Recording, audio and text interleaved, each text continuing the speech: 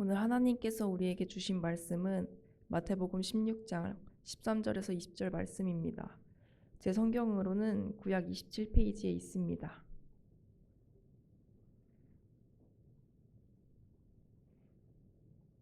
다 찾으신 줄 알고 제가 봉독하겠습니다. 예수께서 빌립보 가이사랴 지방에 이르러 제자들에게 물어 이르시되 사람들이 인자를 누구라 하느냐? 이르되 더러는 세례 요한, 더러는 엘리야, 어떤 이는 예레미야나 선지자 중에 하나이다. 이르시되 너희는 나를 누구라 하느냐? 시몬 베드로가 대답하여 이르되 주는 그리스도시요 살아계신 하나님의 아들이시니이다. 예수께서 대답하여 이르시되 바요나 시몬아 내가 복이 있도다.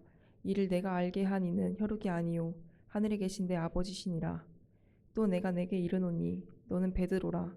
내가 이 반석 위에 내 교회를 세우리니 음부의 권세가 이기지 못하리라. 내가 천국 열쇠를 내게 주리니 내가 땅에서 무엇이든지 매면 하늘에서도 매일 거지요. 내가 땅에서 무엇이든지 풀면 하늘에서도 풀리리라 하시고 이에 제자들에게 경고하사 자기가 그리스도인 것을 아무에게도 이르지 말라 하시니라. 아멘. 주님의 말씀입니다.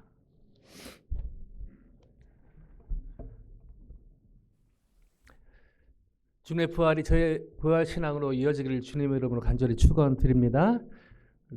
그러나 김교숙 권사님 기도 가운데도 묻어 있지만요. 또 여러분 뉴스 보셔서 아시겠지만 여전히 전쟁으로 인해서 금방금방 해결될 것 같은데 또 갈등이 일어나고 참 쉽지 않다라는 생각이 듭니다. 그리고 성도님들 또 생각하고 성도님들 위해서 기도하면서 제가 100% 다 알지 못하지만 그래도 여러 상황들을 보면서 참 전쟁 같은 하루하루를 또 개인적으로 또 가정에서 캠퍼스에서 직장에서 또 사역의 현장 가운데 사는 성도님들 생각할 때 마음이 많이 무거워지기도 합니다.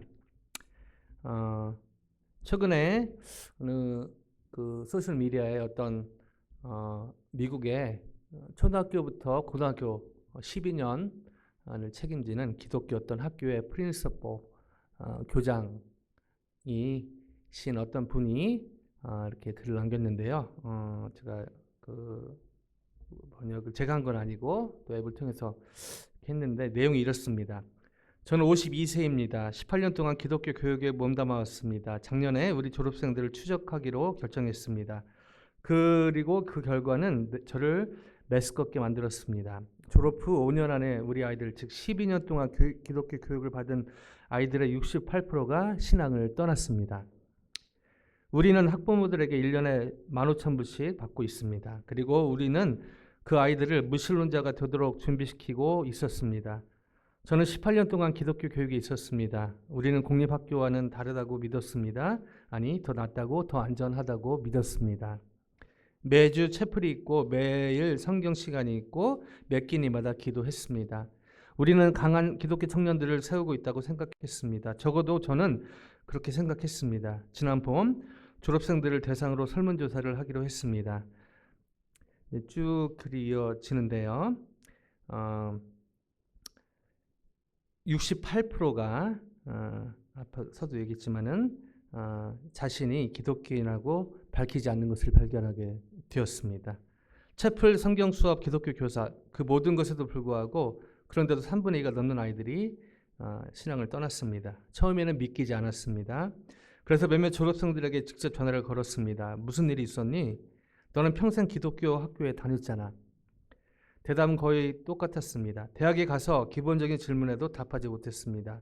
누군가 왜 믿냐고 물었는데 제가 이유를 하나도 갖고 있지 않다는 것을 깨달았습니다. 성경 이야기는 다 알았어요. 그런데 그게 왜 참인지 전혀 몰랐어요.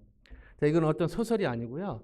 어떤 기독교 학교를 사례로 운영하고 있는 어떤 교장의 양심적인 고백, 최근의 고백입니다. 제가 이 글을 읽으면서 한 가지 생각나는 사건이 있었는데요. 1989년 10월 17일에 있었던 캘리포니아 샌프란시스코에서 있었던 그런 실제로 어떤 그런 일인데요. 어떤 지진에도 끄떡없는 다리를 만들겠다고 야심차게 어떤 회사에서 수년간 다리를 만들었는데 그 샌프란시스코의 6.9 강도의 지진이 그날 있었다고 합니다.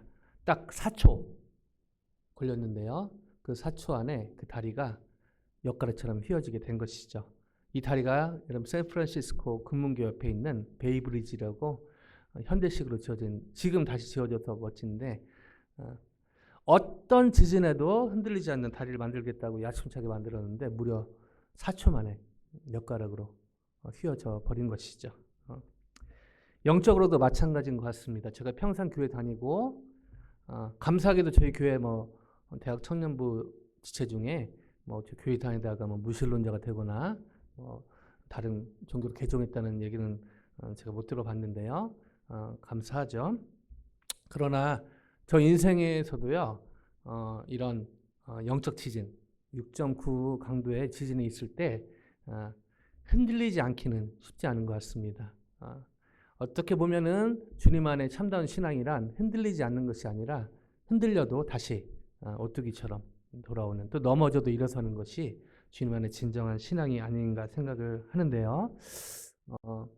우리 성도님들 삶 가운데 전쟁 같은 하루하루 보내시고 계신 분도 계시고 또 실제로 세상이 전쟁이 일어나고 있고요.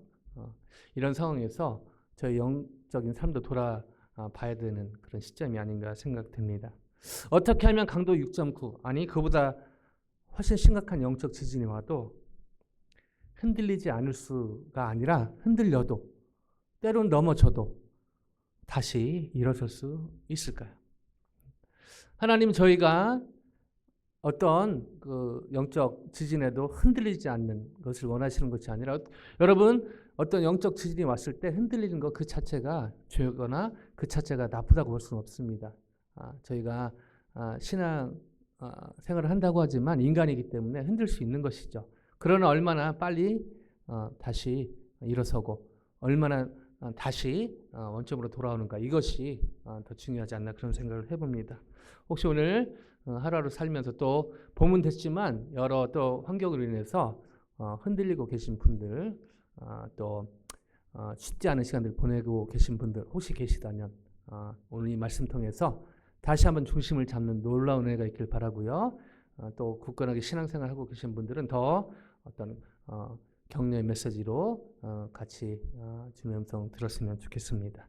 어떻게 하면 강도 6.9 아니 그보다 훨씬 더 심한 영적 지진이 와도 그것 때문에 흔들려도 다시 무너지지 않는 그런 삶을 살 수 있을까라는 질문을 가지고 오늘 본문 안으로 같이 들어가 보길 원합니다. 13절 동주자매 잘 읽어줬는데요. 저희 목소리로 한번 읽어봅니다. 13절입니다. 시작. 예수께서 빌립보 가이사랴 지방에 이르러 제자들에게 물어 이르시되 사람들이 인자를 누구라 하느냐.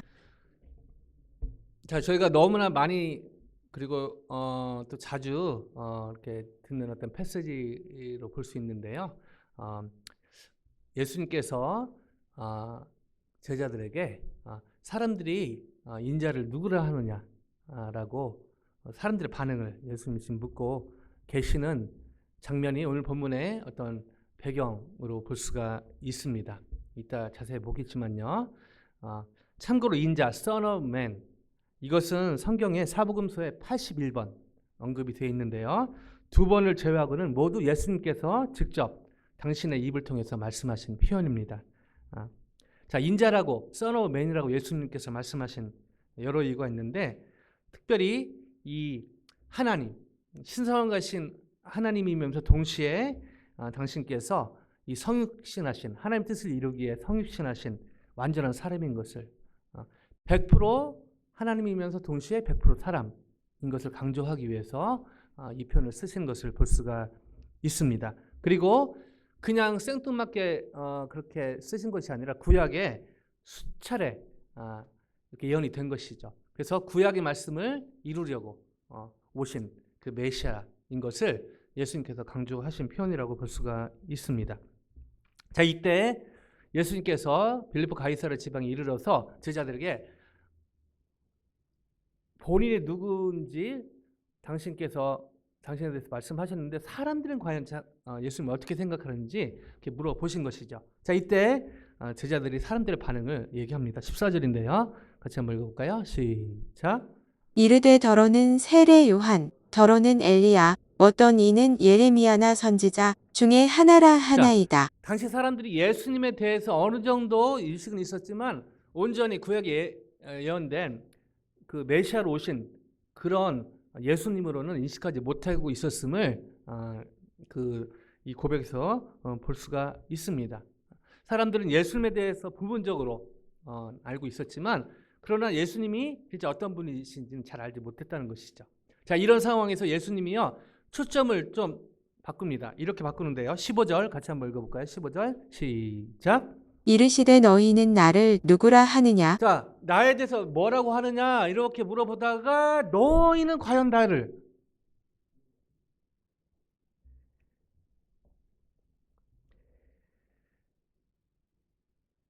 예수님께서 지금 사람들의 반응에 대해서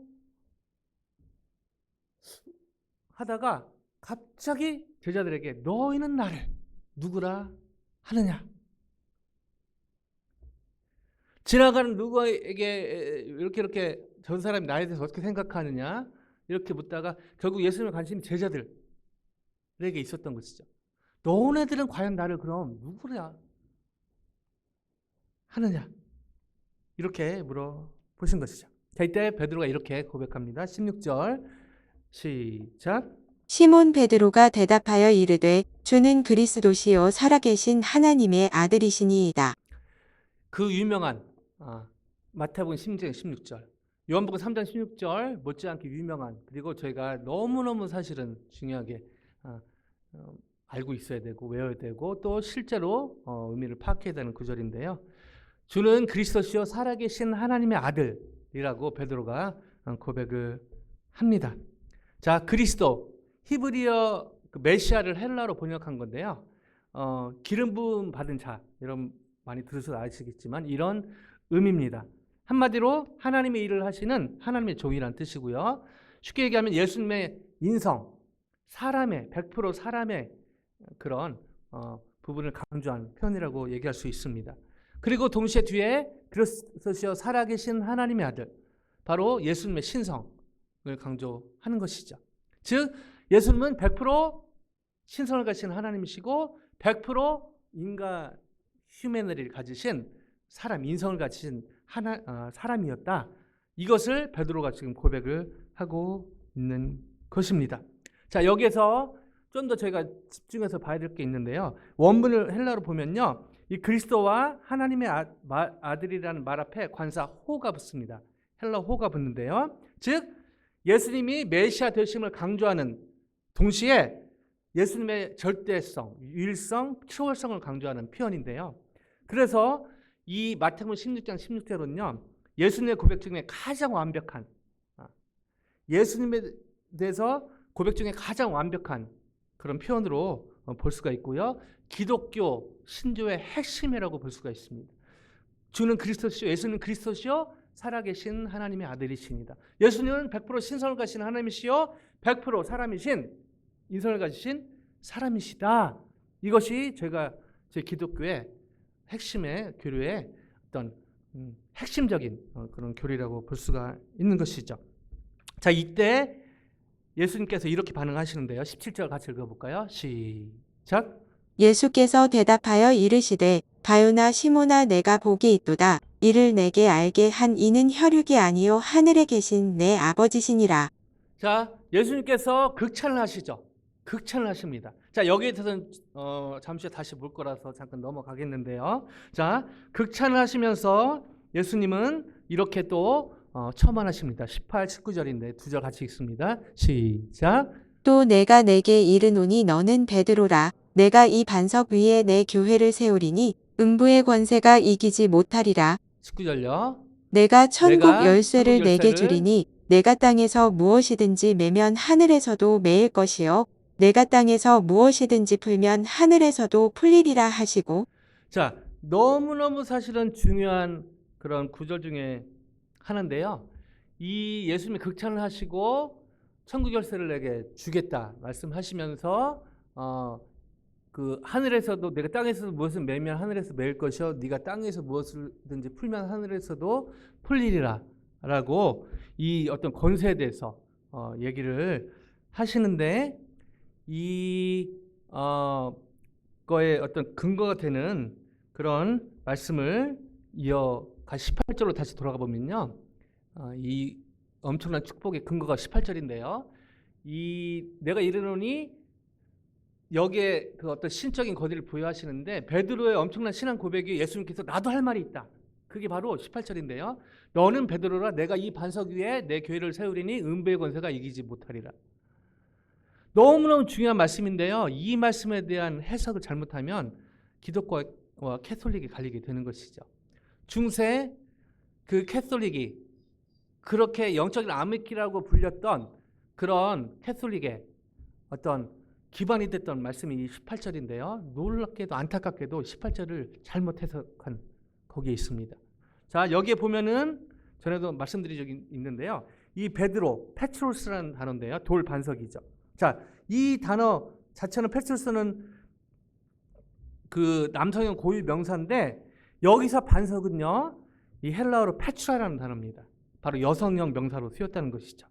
즉, 이 예수님이 지금 이 엄청난 그 천국 열쇠 이런 얘기를 엄청 약속을 주시는 그 근거는 베드로라는 그 사람, 네가 진짜 짱이다. 베드로 너 멋있다. 너가 정말 진짜 든든하다가 아니라 베드로가 나중에 또 보겠지만요. 미리 잠깐 말씀드리면 네가 이 고백을 한 것은 바요나 시모나 하면서 한 것은 그 뒤에 보면은 하나님의 은혜로 했다는 걸 예수님 강조하시는데요. 그 고백 주는 그리스도시요 하나님의 아들이시다 라는 고백, 그 고백 위에 예수님이 세우시는 교회의 권위가 있다. 즉 베드로에게 그 권위가 있는 것이 아니라 베드로가 하나님의 은혜로 한 주는 그리스도시요 살아계신 하나님의 아들이라고 한 그 고백 위에 바로 그 권위가 있다. 천국의 열쇠를 주겠다. 이 말씀을 얘기하신 것입니다. 자, 그러면서 엄청난 약속을 뒤에 음부의 권세가 이기지 못하 내 교회를 세우리니 음부의 권세가 이기지 못하리라. 이 원으로 보면요. 이 의미는 죽음의 세력이 교회의 또 하나님 나라의 어떤 한 부분을 이길 수는 있지만 그것 때문에 어떤 교회가 힘들고 또 주님의 가정이 흔들릴 수는 있지만 그러나 잠시 그렇게 힘들고 어려운 시간을 보낼 수 있지만 결국 이 사탄의 권세는 패망하고 영원히 굴복될 것이다. 이것이 무슨 근거로요? 주는 그리스도시요 살아계신 하나님의 아들 이 신앙 고백 위에 서 있을 때 이런 음부의 권세가 이기지 못할 것이다. 예수님이 이렇게 단언을 하신 것입니다. 그러면서 이런 약속을 또 주시는데 19절을 다시 가보시면 19절을 보면은 내가 천국 열쇠를 내게 주리니 네가 땅에서 무엇이든지 매면 하늘에서도 매일 것이요 네가 땅에서 무엇이든지 풀면 하늘에서도 풀리리라 하시고 자 이렇게 엄청난 약속을 주시면서 오늘 본문 마지막에 한 가지 더 첨언하십니다. 20절인데요. 같이 읽습니다. 시작. 이에 제자들에게 경고하사 자기가 그리스도인 것을 아무에게도 이르지 말라 하시니라. 자, 예수님이 엄청난 비밀을 미스테리언을 지금 나누셨는데 그 당시 아직 예수님이 생각할 때 때가 되지 않았기 때문에 우선 함구령을 내리신 것이죠. 이렇게 엄청난 비밀을 나누셨는데 동시에 아직 때가 아니기 때문에 제자들에게 함구령을 내리시는 것이 이것이 오늘의 본문의 주된 내용인데요. 자, 여기서 한 가지 질문이 생깁니다. 오늘 본문의 시작인데 13절로 한번 가볼까요? 13절을 보면 자 사람들이 인자를 누구냐 하느냐 하다가 제자들에게 너희는 나를 누구라 하느냐. 자, 퀘스천은 어디서 생기냐면요. 왜 이 시점에서 제자들에게 물어보셨냐 하는 것이죠. 예수님은 제자를 부르시고 제자들과 예수님과 동고동락하지 않았습니까? 그리고 오늘 시점은요. 그 시간이 한참 흐른 후입니다. 그러니까 예수님과 동고동락하면서 시간을 한참 보낸 그때 예수님이 지금 이 질문을 하고 계시다는 것이죠. 예수를 처음 만나가지고 그냥 통성명하고 뭐 불러 따르고 초창기가 아니라 한참의 시간이 흐른 제자가 예수님이 3년 시간 같이 보내지 않았습니까? 한 2년이 넘은 시점. 어느 정도 시간을 충분히 보낸 시점. 그래서 예수님이 이렇게 사람들이 나를 누구라 하느냐 하다가 너희는 나를 누구라 하느냐라고 묻고 있다는 것이죠. 이것은 마치요 예수님이 세상에서 나를 뭐라고 생각하는가, 누구라 생각하느냐, 이것보다 지금 설교하는 저에게, 크리스탈 교회 다니고 있는 성도님들에게 너는 과연 나를 누구라 하느냐 라고 묻는다고 해도 관이 아닌 그런 느낌으로 지금 묻고 있다는 것이죠. 왜 예수님은 이 시점에서 이 제자들에게 너는 나를 과연 누구라 하느냐 묻고 있다는 것입니다. 자, 여기서 저와 여러분에게도 적용을 했으면 좋겠는데요. 과연 저와 여러분은, 여러분과 저는 예수님을 누구라 하느냐 점검해 봐야 됩니다. 맨날 예수님 얘기하고 오늘도 예수는 그리스도, 예수는 주, 또 예수님 했는데 그 예수님이 다시 한번 너는 과연 나를 누구라 하느냐, 이 질문은요, 이 시점에서 이 질문은 다소 생뚱맞아 보이는 것이죠. 성가대까지 하는데, 설교까지 하는데, 찬양팀 하는데, 뒤에서 보이지 않게, 심지어 예수님에서 사역을 하는데,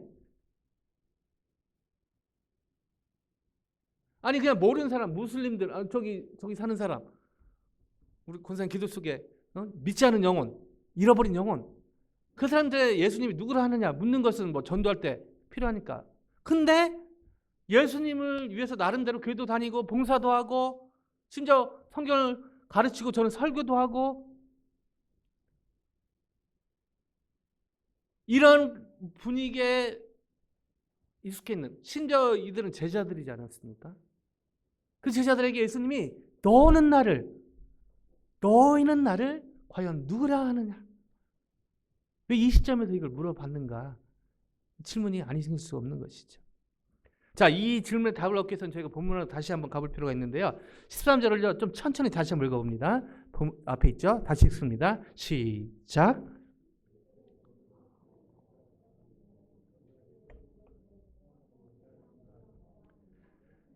자, 시점은 제가 말씀드렸죠? 근데 여기서 한 가지 더 참조할 게 있습니다. 바로 장소입니다. 제가 가봤거든요. 어디죠? 빌립보 가이사랴입니다. 여기서 물어봤다는 게 또 중요한 포인트가 있는 것이죠. 제가요, 저기 가서 저 말씀을 보니까 입체적으로 보이더라고요. 자, 시저리아 필리파이라는 동네인데요. 뭐 저희가 뭐 둘루스, 스완이 뭐 스만하면 좀 와닿겠는데 이거 뭐 저희가 상관없는 동네처럼 보여서 좀 낯선데요. 자, 이곳은요 원래 조그만 말이었는데 헤롯 대왕의 아들 분봉왕 나눠서 통치했던 헤롯 빌립에 의해 확장된 그런 마을입니다. 이 사람은 로마 황제 디베리오 가이사, 자기보다 더 위에 있는 사람에게 아부하기 위해서 이곳을요 여기에 가이사랴라는 이름을 붙이고 거기다 슬쩍 자기 이름을 넣습니다. 그래서 이 동네 이름이 빌립보 가이사랴. 자, 이게 이 동네에 대한 일반적인 인포메이션인데요. 이 당시 놀라운, 이 빌리지에 놀라운 특징이 있었습니다. 자, 이곳에 살았던 사람들 놀라운 특징이 있는데요. 대부분이요 이방인이었습니다. 이방인. 자, 연결되죠? 그러면은 여기에 뭐가 횡행했을까요? 본인들이 믿는 그 신들을 다 가져왔다는 것이죠. 여기에 살았던 원주민들은 그 유명한 바알,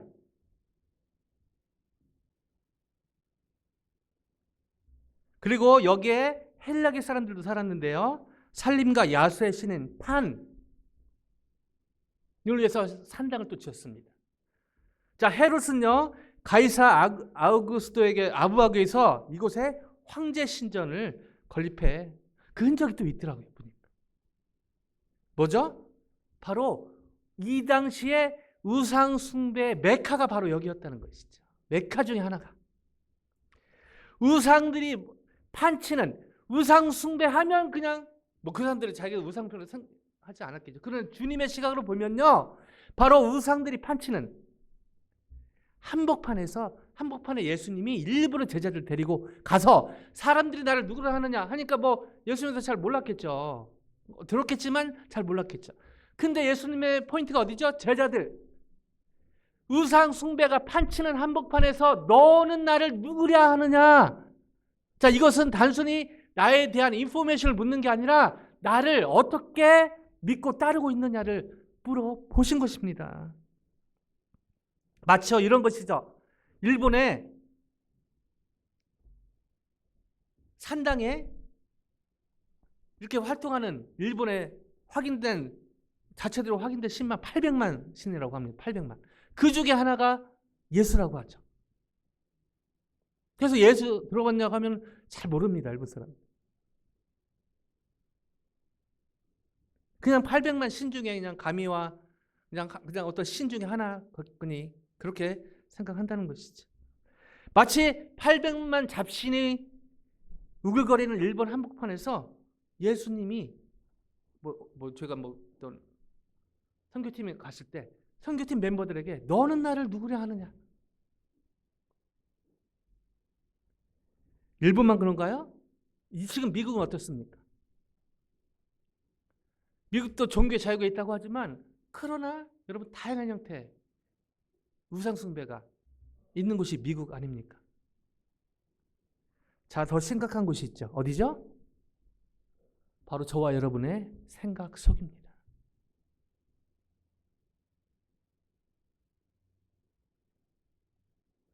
중세 시대를요, 천년의 암흑기라고 하는데 그들이 겉으로는요, 예수님을 잘 섬겼습니다. 엄청난 건물도 짓고요, 그거를 또 그림도 그리고요, 미술 작품도 만들고요. 겉으로 보면요, 중세 캐톨릭은 문제 없어 보입니다. 근데 먼저 그 안이 문제인 것이죠. 겉으로는 예수님 믿고 하나님 섬긴다고 했지만 그러나 본인들 밑에 성경을 깔아 뭉갠 것이죠.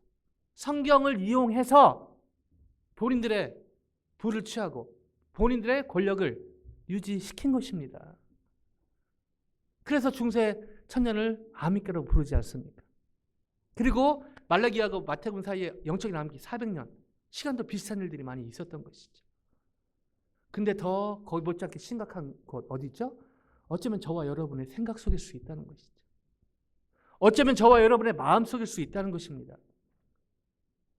제가 예수를 믿고 따른다고 하는데 고백은 하는데 입으로 고백을 하는데 실제로 삶 가운데 고백되어지지 않은 삶을 살 수 있다는 것입니다. 자, 어떤 형태로 나타나죠? 염려가 찾아올 수 있는데요. 예수를 믿는다고 하지만 그러나 이 문제는 해결할 수 없을 거라고 저희가 믿어버리는 것입니다. 그럼 어떻게 되죠? 그 염려가 저희 삶의 우상숭배가 되는 것이죠. 절망 찾아올 수 있습니다. 근데 예수님은 이 상황을 잘 모르실 거예요. 예수님은 내 마음을 잘 모르실 거예요. 말은 안 하지만 그 생각에 취하면요, 예수님이고 죄송합니다, 뭐고 없는 것입니다.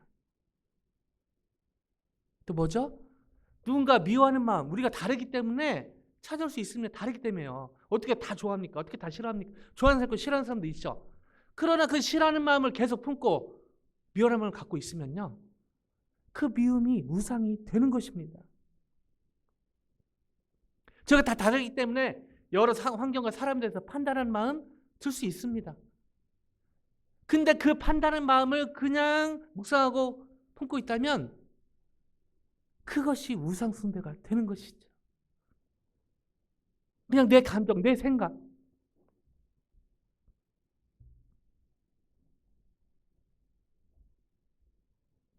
예수님은 이 우상 숭배가 판치는 현장에서 너희는 나를 누구랴 하느냐, 입으로 하는 고백뿐 아니라 실제 우상 숭배가 판치는 현장에서 나를 진짜 어떻게 무엇로 믿느냐고 물어보신 것입니다. 그리고 베드로는 여기에 주는 그리스도시요 살아계신 하나님의 아들이라고 고백하는 그리고 나서 그 고백 이후에 놀라운 말씀이 예수님께서 말씀하시는 17절 한번 읽어보세요. 17절 같이 읽습니다. 시작. 예수께서 대답하여 이르시되 바요나 시몬아 내가 복이 있도다. 이를 내게 알게 한 이는 혈육이 아니요 하늘에 계신 내 아버지시니라. 자, 베드로 하다가 갑자기 바꿉니다. 베드로 하다가 갑자기 바요나 시몬아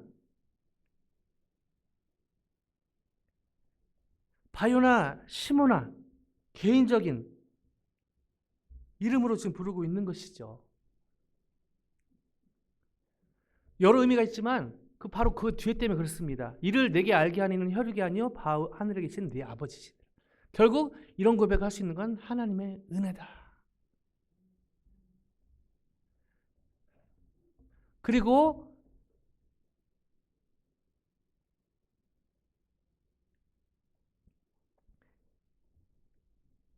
예수님에 대한 참다운 신앙 고백을 할 수 있었던 것, 이 하나님의 은혜고, 하나님의 은혜 가운데 이 베드로 입술 고백을 하나님 받으시고, 실제로 나중에 보면은 베드로가 예수님을 3번 부인하기도 하고 막 엉뚱한 짓을 하지만, 그러나 이 고백이 실제화 되는데 성령께서 도우신 것을 보게 됩니다.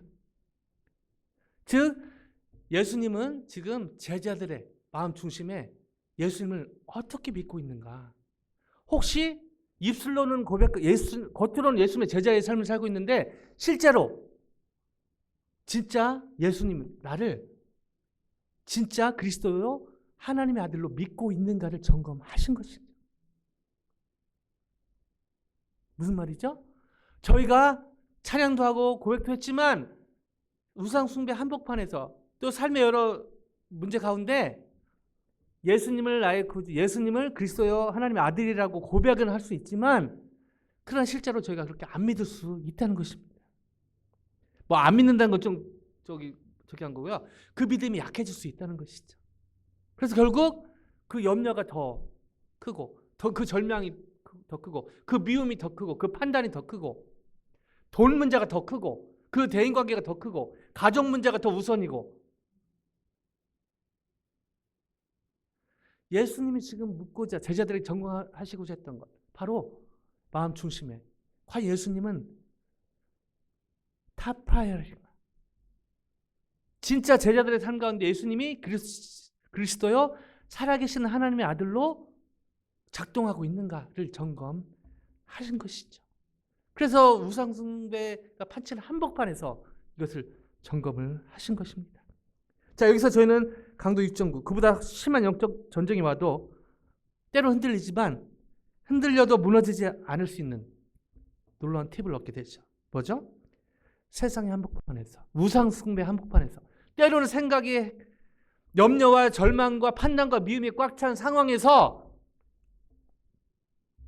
그것을 이겨낼 수 있는 것은 하나님의 은혜 가운데 예수님을 그리스도시요 살아계신 하나님의 아들로 입으로 고백하고 삶으로 고백하는 것입니다. 자, 근데 여기서 그냥 입으로 고백하고 하면 그냥 그렇게 믿으면 되지 않나? 그렇게 넘어갈 수 있는데요. 여기에 약간 믿음의 질의 차이가 있습니다. 자, 옛날에 종교개혁 때 라틴어로 이 종교개혁가들은 이 믿음을 강조하기 위해서 이렇게 분별을 했는데요. 첫 번째, 노티시아란 말을 씁니다. 단순한 정보입니다. 나는 기독교인들의 사랑의 하나님을 믿는다는 것을 들어서 알고 있다. About Jesus. 이 노티시아. 자, 믿음 비스무리한데 믿음이라 볼 수 없습니다. 정보입니다. 정보. 자, 두 번째, 어센서스라는 단어가 있는데요. 지식적 동의입니다. 나는 하나님은 사랑이라는 교리가 진리임을 지식적으로 동의한다. 근데요, 종교개혁자들이 거기서 하나 더 갑니다. 피드시아라는 말을 썼는데요. 바로 신뢰입니다. 신뢰, trust. 나는 하나님이 사랑이라는 것을 믿고 나의 전생을 다하여 하나님을 신뢰하고 하나님의 사랑을 삶에서 실천한다. 뭐냐면은 단순히 머리로만, 단순히 지식적으로만 이게 필요 없다는 게 아니라 여기서 머리에서 그친 게 아니라 이게 실제로 이 마음에서 작동하는 데까지 가야 된다는 것을 강조한 것이죠. 물론 하나님의 은혜가 필요하고요. 저희 편에서 또 말씀과 기도를 통해서 그런 순종 행위들이 필요하겠죠. 즉, 이 종교개혁 때 이 종교개혁가들은요, 오늘의 본문의 베드로의 고백은 하나님 가운데 이 피두시아, 신뢰를 의미한다라고 얘기를 한 것입니다. 즉, 베드로는 삶을 보면은 이것이 이해가 됩니다. 베드로가 이렇게 고백했지만 다음 시간에 보겠지만 30채도 안 지나서 사탄아 물러가라. 그리고 좀 지나서 예수님을 3번 부인하고, 베드로는요 입술로 고백했고 또 믿음이 없었다고 볼 수는 없지만 이 신뢰가 처음에 이렇게 예수님에 대한 신뢰가 붙었지는 못했던 것을 보게 됩니다. 그러나 놀랍게도 하나님의 은혜 가운데 성령의 도우심으로 나중에 베드로의 모습을 보면요, 이 피두시아의 결정체, 주님 안에 놀라운 신뢰의 사람으로 하나님의 은혜 가운데 본인이 순종하고 그런 부분도 있지만 성령께서 이끌어 가시는 것을 보게 되고, 그 말은 베드로가 이 성령에 순종해 갔다는 것이죠. 때론 저희도 넘어지고 쓰러집니다. 때로는요 저희가 입술로 고백을 하죠. 물론 마음을 다해 고백을 합니다. 그러나 또 삶의 현장에서 넘어지기도 하고 다 남을 넘어뜨리기도 하죠. 본의 아니게. 저의 연약한 피드시아 때문에 그런 것입니다. 그러나 때로는 넘어지고 쓰러지지만 하나님의 일관데 예수님을 그리스도시요 살아계신 하나님의 아들임을 입과 삶으로 고백하는 믿음의 삶을 살 때 하나님께서 기뻐하시고 저희는 하나님께 쓰임받으며 그 결과 하나님 나라는 놀랍게 회복되고 확장되어 갈 줄로 믿습니다. 관련된 사도 바울의 고백인데 에베소서 2장 8절 9절인데 같이 한번 읽어봅니다. 에베소 2장 8절 9절 같이 읽습니다. 시작. 너희는 그 은혜에 의하여 믿음으로 말미암아 구원을 받았으니 이것은 너희에게서 난 것이 아니요 하나님의 선물이라. 행위에서 난 것이 아니니 이는 누구든지 자랑하지 못하게 함이라. 아멘. 너희는 그 은혜로 말미암아 믿음, 은혜와 믿음 이 균형을 얘기하고 있는 것이죠. 무신론자 중에 에이티스트였던 사람 중에 한 사람이 그 유명한 C.S. 루이스입니다. 저희는 나중에 변화된 사람만 아는데요. 그런 놀랍게도 이분은요 기독교 변증가의 변화된 삶을 살게 되는데, 이분이 변화되는데 하나님의 은혜로 변화됐지만 그 가운데 그 유명한 반지의 제왕의 저자 J.R.R. 돌킨이 과의 지적 영적인 영향을 받습니다. 그러면서 어떤 기독교 변증도 필요하다는 것을 사도 바울의 삶에서 느낄 수 있고 또 이분의 삶을 통해서도 배우게 되는데요. 무신론자였지만 고민하고 진짜 예수님이 그리스도신가? 정말 주이신가? 이분은요 진짜 본인은 아니라고 처음에 생각했지만 이 J.R.R. 돌킨과의 어떤 교제를 통해서 고민을 하면서 놀랍게도 하나님의 은혜가 작동하면서 완전히 무신론자였지만 완전히 기독교 변증가, 주는 그리스도시요 살아계신 하나님의 아들임을 입으로만 고백한 게 아니라 삶으로 고백하면서 지금도 이분의 책들이 그렇게 쓰임받는 놀라운 열매들을 저희가 보고 있습니다. 저와 여러분 어떻습니까? 전쟁의 한복판, 그리고 어떻게 보면 전쟁처럼 느껴지는 현실을 걷고 있습니다.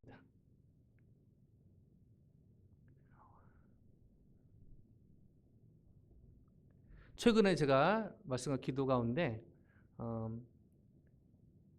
오늘 끝나고 나서 설교 끝나고 나서 같이 이제 찬송 부르겠지만 그 이 찬양 찬송가 4,096 예수는 누구신가 이 찬양 부르면서 또 그 너튜브 보면은 그 연관해서 이렇게 또 뜨지 않습니까? 그 찬송가 중에 하나가 찬송가 413장이었는데요. 내 평생에 가는 길 순탄하여. 근데 이렇게 이제 틀어놓고 기도하고 하는데 2절 가사가 가끔 그럴 때 있지 않습니까? 설교 듣다가 성경 공부하다가 또 찬송가 듣다가 마음에 확 들어온 가사가 2절이었는데요. 2절이 이렇게 진행이 됩니다. 저 마귀는 우리를 삼키려고 입 벌리고 달려와도 주 예수는 우리의 대장 되니 끝내 싸워서 이기겠네. 저 마귀는 우리를 삼키려고 입 벌리고 달려와도 주 예수는 우리의 대장 되니 끝내 싸워서 이기겠네.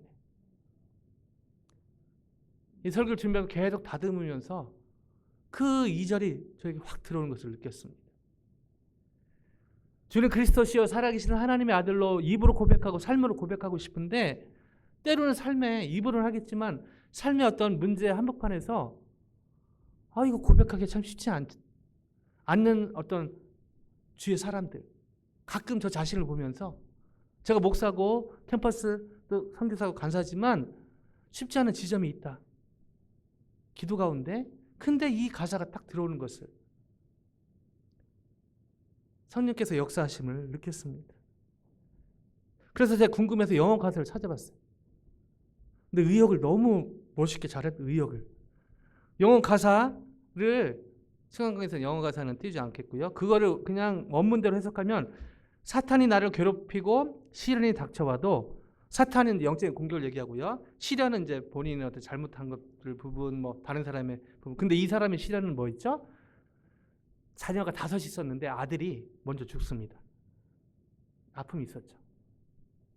근데 좀 잊을만 한 시간이 흘러서 가족여행을 가게 되는데 본인이 일이 있어서 못 가게 되고 와이프랑 딸 넷을 보내는데 롱스토리 숏하면 전보가 하나 옵니다. 아내에게서. 나만 살았음. 딸 넷이 그 바닷가에서 배가 전복되면서 죽게 된 것이죠.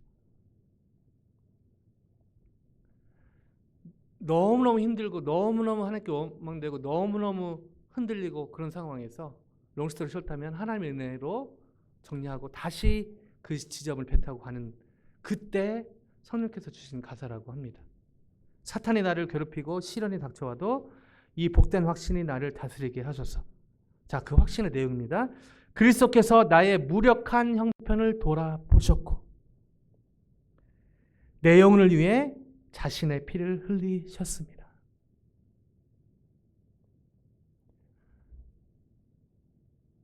절망의 한복판에서 하나님의 은혜로 예수님은 그리스도시요 살아계신 하나님의 아들이라는 신앙이 작동을 한 것입니다. 그러면서 그 유명한 후렴가사 뭐죠? It is well, it is well. 내 영혼 평안해, 평안해, 평안해. 딸들이 다시 살아나서 그런 것이 아니라 아들이 다시 살아난 것이 아니라 참혹의 현장에서 하나님의 일관된 성령의 도우심으로 예수님은 그리스도시요 살아계신 하나님의 아들임의 신앙이 삶으로 고백된 것입니다. 말씀을 마무리하기 원하는데요. 우리 잠깐 기도했으면 좋겠습니다. 여기서 주는 그리스도시요 살아계신 하나님의 아들인 것을 지적으로 모르는 분은 한 분도 없는 것 같습니다. 그러나 질병의 어려운 가운데, 재정적인 어려운 가운데, 대인관계의 어려운 가운데, 가족의 말 못할 어려움 가운데, 공부하는 또 진로에, 또 직장에, 심지어 사역하는 현장에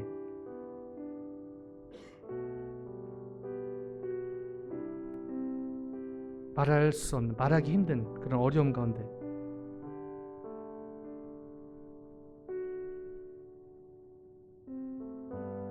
주는 그리스도시요 살아계신 하나님의 아들이시니이다. 이 고백이 입으로 또 삶으로 작동하고 있는지 돌아봐야 될 때가 아닌 것 같습니다. 말씀 준비하면서 그런 생각을 하게 됐습니다. 주님이 저에게 또 저희들에게 묻고 계시지 않나 그런 생각을 해봅니다. 너희는 나를 누구라 하느냐? 너는 나를 누구로 믿고 따르고 있는가? 이 질문에 제가 기도로 답하기 원합니다. 같이 기도하십니다.